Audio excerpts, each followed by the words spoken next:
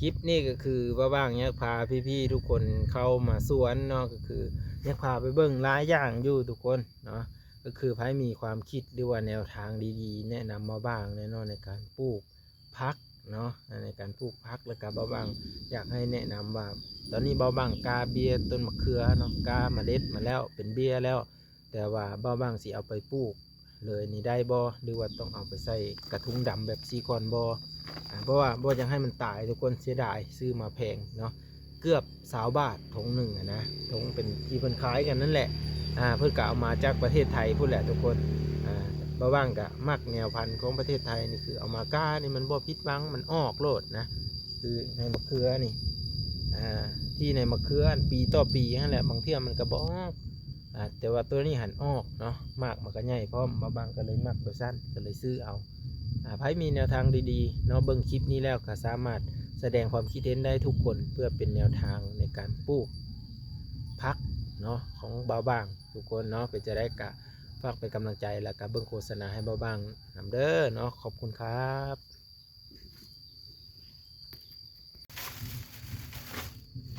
สวัสดีครับสบายดีพี่ทุกคนเนาะ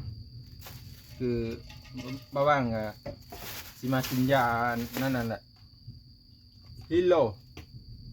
เห็นปะ ฮิโลบรรเทาเพื่อนนั่นเลยก็สรรพคุณเป็นยาปฏิชีวะที่ออกฤทธิ์กว้างใช้รักษาโรคติดเชื้อเนื่องจากแบคทีเรียที่ไวต่อยาเตตราไซคลินเส้นการติดเชื้อ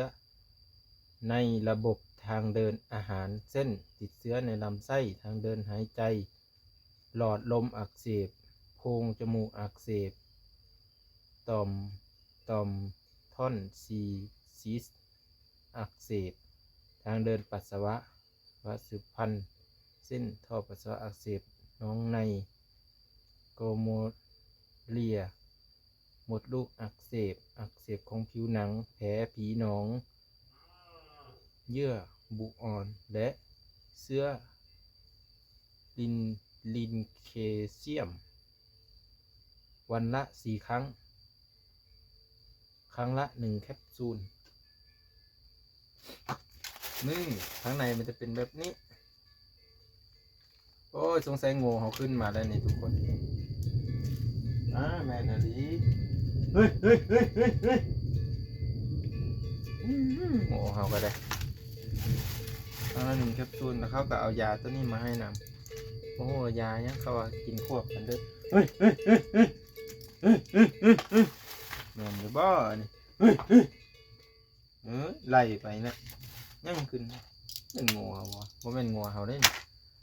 พี่เดี๋ยวเราไปไล่งูกันหาเงินมาก็ได้ซื้อแต่ยานี่แหละกินทุกคนเนาะเห็นได้แหละมันจำเป็นเนาะนี่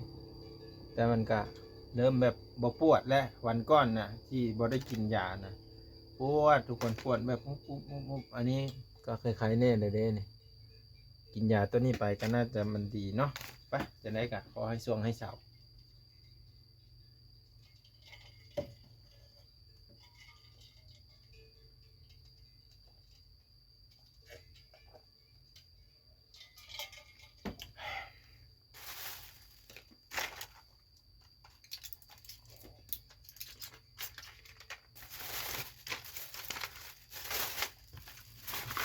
เก็บไว้แต่หน้าหนึ่งแต่ยังซื้อมันยังสบายเนาะมีคนเจ็บมีคนเป็นก็ต้องบอกเขาว่ากินยาตัวนี้มันดีนะมันจะดีหลายอย่างอยู่อันนี้ก็ได้เก็บไว้ก่อนอยู่หมด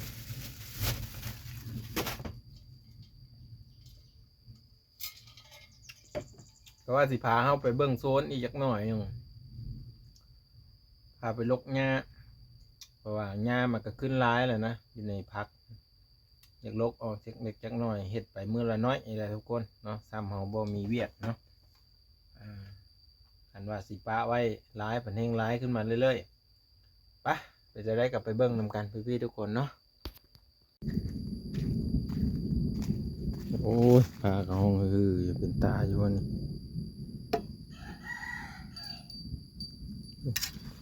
นี่ หมูมาบ้างกับผู้มาอยู่กันนอกคนนี้นี่มาบ้างปู่มาได้2-3 ปีมันดอกข่าเนี่ยมันออกเห็นบ่บักแห้งบ้านเฮาบ้านค่อยนี่เอิ้นว่าบักแห้งเด้อนี่บักแห้งหรือว่ามะเขือพวงบ่แม่นว่าอยู่ใต้น่ะค่อยสะอ่อนหลายอีหลีแถวแคมป่าแคมอันนี้ก็มี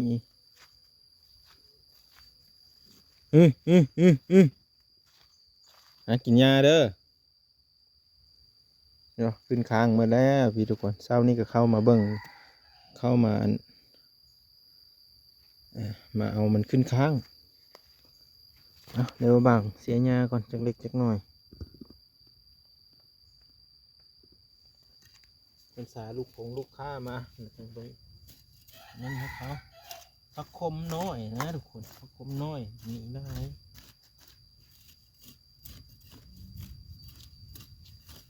ผักคมน้อยเกิดร้ายนี่เต็มเลยภาษีลกเอามัดก็เสียดายแต่ว่าผักหอมนี่บ่อยากเกิดนะผักหอม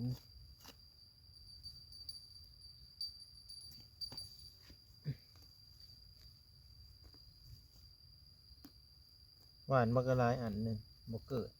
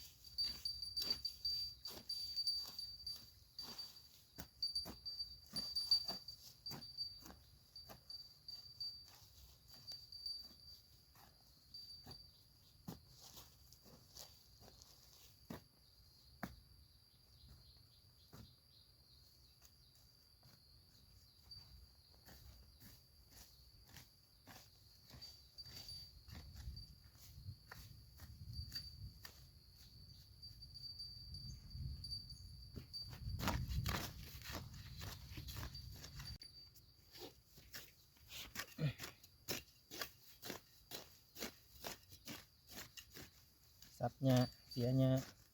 ถ้าบ่เฮ็ดจังซี่มันก็บ่ได้เลยทุกคนแต่สิใช้ยาซีดกันเงินบ่หลายเลยบ่อยากซื้อเสียแล้วเขาก็กวาดมานี่เฮ็ดไปซี่ก็สบายอยู่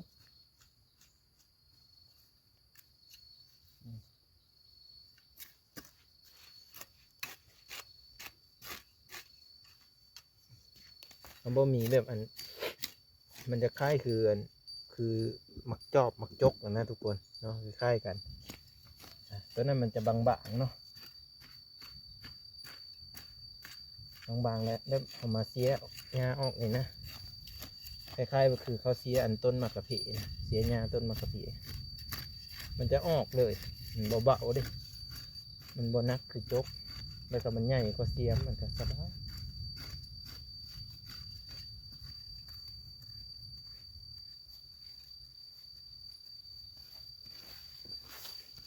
นี่ก็บ่เป็นปะให้มันใหญ่กันก็สิเอาไปให้งัวมันก็บ่พอนั่นนะย่านบ่หลายจงไว้แต่จุ่มนั่น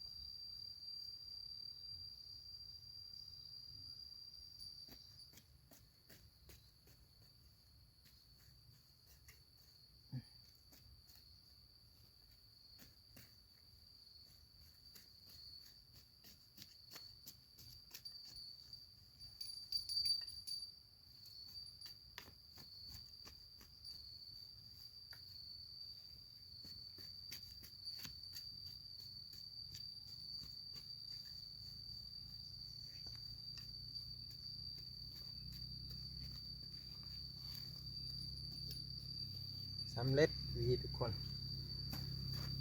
งานสุดท้ายเลย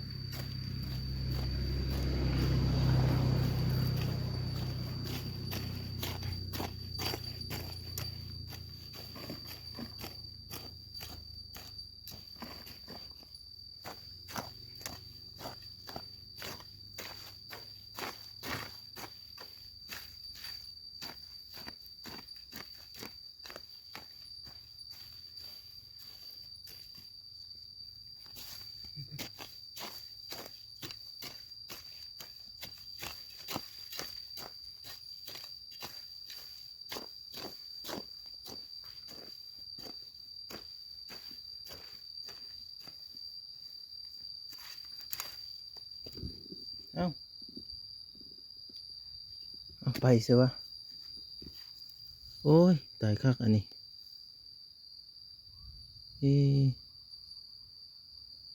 หายสาบสูญเลยแล้วกมาก็พี่ๆทุกคนมาว่างปลูกไว้สินี่นี่บ่ตายพอนี่เฮ้ยคือมาเป็นแต่ท่านบ่เห็นเลยดูสิวะเอาแล้วงงเลยมันเรือแม่เอาไปปลูกก็อยู่นี่กุ๊กนึง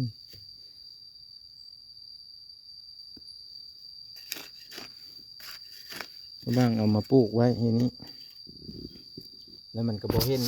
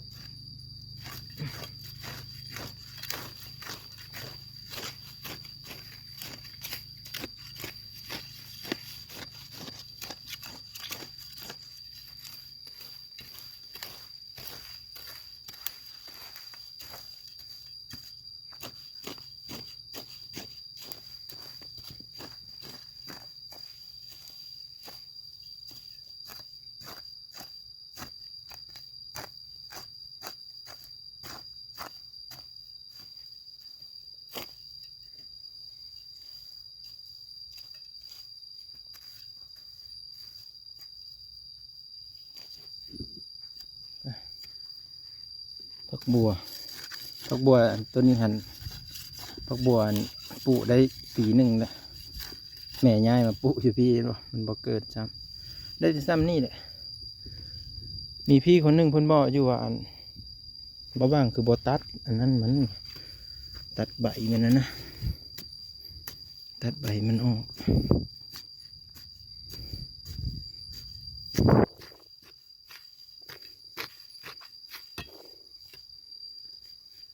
สะอมเขาก็เป็นแล้วพี่ทุกคน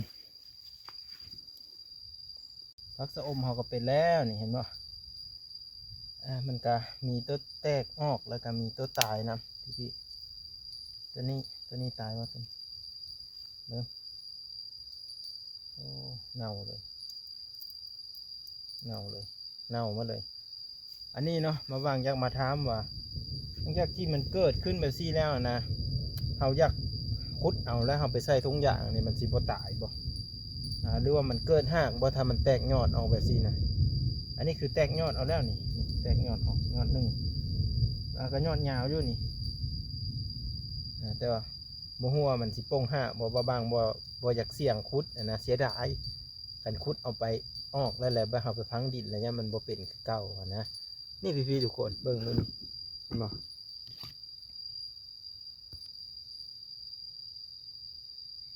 แล้วก็ตัวนี้ก็ยังมีอยู่นี่เดี๋ยวเราพามาเบิ่งนี่ตัวนี้ก็เป็นคือกันนี่เป็นคือกันไผมีแนวทางดีๆเนาะที่ว่าปลูกสะอมมันนะไผมีแนวทางดีๆก็แนะนำมาบ้างเนี่ยเพราะว่ามาบ้างก็อยากกล้าร้ายเลยแหละเนาะในความคิดแต่บ่ฮู้ว่ามันสิเป็นไปได้บ่เนาะพี่ทุกคนเนาะก็จะประมาณนี้เนาะมาบ้างก็เข้ามาเบิ่งสะอ้อสะอมนี่แหละเนาะเห็นบ่หญ้าน่ะเป็นหญ้าแบบสิหญ้าแบบสินะบงมักขึ้นได้นี่บงมักขึ้นนี่ระวังกับเสียหญ้าไปแล้วนี่ระวังเสียหญ้าไปเลยเด้ออันนี้คือผักบุ้งเดี๋ยวมันใหญ่ๆก่อนเดี๋ยวสิไปเห็ดผักบุ้งไผ่แดงให้กินผักบุ้งอันยังก็คำว่าแบบเขาทอดแล้วมันมีน้ำมันมันมีไผ่ลุกขึ้นนะยี่ลองเห็ดอยู่เถื่อแต่ว่าสิไปเห็ดอยู่กลางเดินแหละถ้าเห็ดอยู่เหือนบ่ได้หรอกไผ่มันแห้งโพด ตัวนี้ฮะได้ยินบอกพาดังมาบางใส่พุ่นไปแล้วก็พุ้ยก็เอาใส่แล้วพุ้ยขาวเนาะเป็นพุ้ยกระต่ายเอามาใส่เพื่อจะให้มันขึ้นให้มันวิดหญ้าไปสิไหนบอกขึ้นวิดหญ้าแต่ว่าบางบริสีดหญ้าเนาะก็คือมาบางปะไว้ไปชี้เลยหญ้านะมีแต่บัดนั้นมาบางมีเวลาแล้วก็จึงสิเข้ามาขุดขี้ดินขึ้นมาถมไปถมพุ่นไว้นะแล้วก็ถมหญ้าไว้ให้มันหญ้าตายเลยให้มันเป็นพุ่นนำกันเลยจะประมาณนี้พี่ทุกคนไปซ้ำนี้แหละเห็นแล้วก็ขันแห้วอันกับหญ้านี่จักมันเป็นจะได้มันไม่ถือกันหรอกมันก็มากขึ้นได้กันยังว่างลายอยู่ว่างหนึ่งแล้วก็ยังว่างนานตัวนั้นนานนี้แล้วก็นานนี้ยังว่างอยู่ว่าสิเอาผักกาดมาปลูกจุดเนี้ยแต่ก็คืดอยู่ว่าถ้ามันแดดแบบนี้มันสิบ่ตายบ่หรือว่าเราต้องซื้อผ้าสแลนมากังบ่คิดอยากซื้อผ้าสแลนมากังเพื่อว่ามันแดดแห้งๆร้ายมันพักเอากันอย่างนั้นแต่มันก็มีห่มอยู่ได้แหละห่มต้นไม้ห่มอันนี้ฮะแต่บ่ฮู้มันสิตายบ่คันว่ากั้งกะพอดีกระเถินนะทุกคนมันน้อยๆหนึ่งในซ้ำนี้ก็อยากปลูกผักกาดสลัดพอได้ยำสลัดกินพอไปได้ซื้อหมูทุกคนได้ซื้อหมูกะ20 บาท30 บาทกะน้อยเดียวนึงเนาะขันอยากซื้อแบบ5 บาท10 บาทเป็นกระบอกขายให้เด้มันก็จะขายหลายๆไปสั่นเลยแต่ก็ดูกันต่อไปมึงดูนี่ปึ๊บ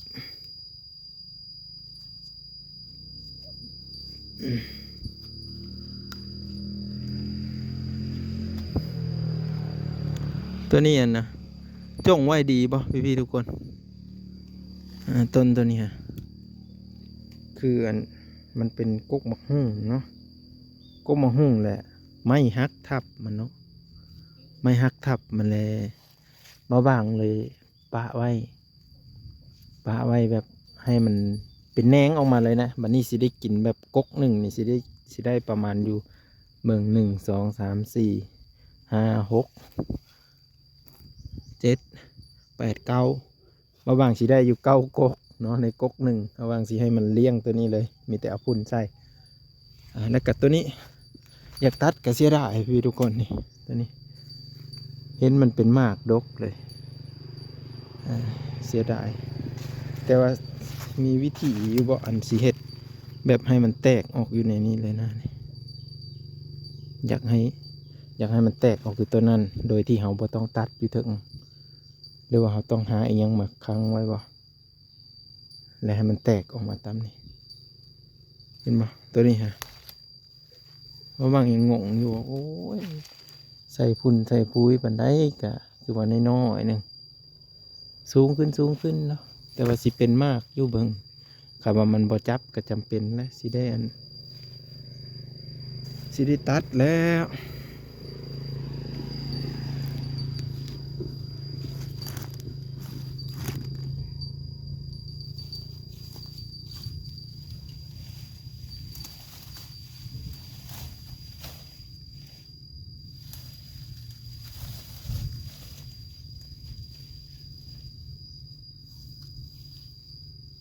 ก็มาเพชรนี่ก็ใช้มาเพชรปีกายนี่พอได้กินเยอะทุกคนเลยบ่พอได้ขายพอได้กินส่วนร้ายกับคนมาเห็นเนาะอันที่เคี้ยวๆเนี่ยแม่นอย่างอื่นนี่เอาปุ๋ยใส่ทั้งปุ๋ยทั้งกิ้งงัวได้ใส่หัวตะไคร้นะบางอันบ่ได้ใส่อันกิ้งงัวบ่ได้ใส่ปุ๋ยกันบ่อยากขึ้นนี่ต้นชุมนั้นโอ้ยขึ้นคักเคี้ยวงาม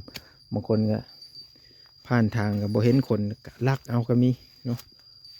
บ่ได้ขอเลยเนาะบางทีเฮาอยู่พุ่นจอดรถแล้วก็ดึงเอาก็มีใบสันก็ได้เฮาแปลกอยู่คน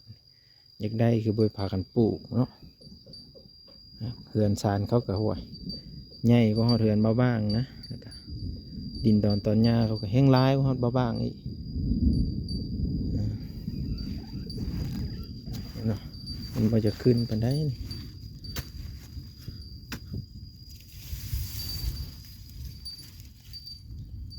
เห็นบ่ขึ้นงามเขียวงามเลยทุกคนบ่ค่อยได้กินหัวตะไคร้นะ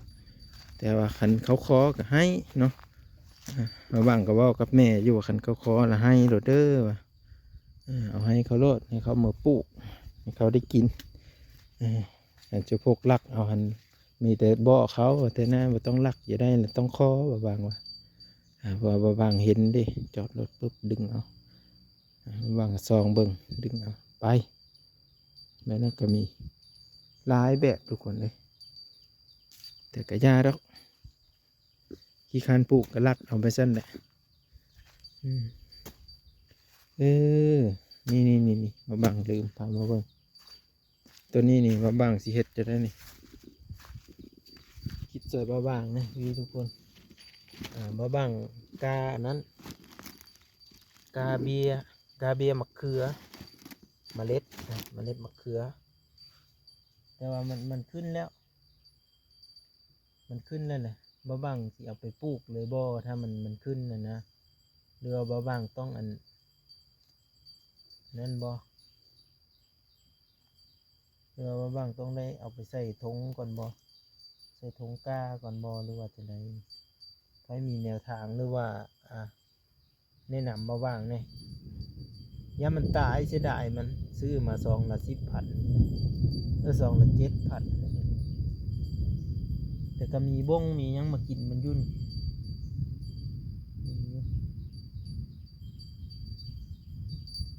โอ้ซื้อมาลายเลยมีกัดเลยโอ้บงกัดอะไรนี่ทุกคนบไว้แล้วไงสินี่โอ้ยมันตัวอันนี้นี่ตัวนี้เลยเห็นบ่นี่แหละบางขึ้นเลยเบิ้งโค้งเลยก็สีซ้ำนี่แหละพี่ๆทุกคนก็พาเข้ามาเบิ้งเนาะสวนเฮาก็สีซ้ำนี้เนาะก็มากไม้มากตอกก็พอได้อยู่ได้กินอยู่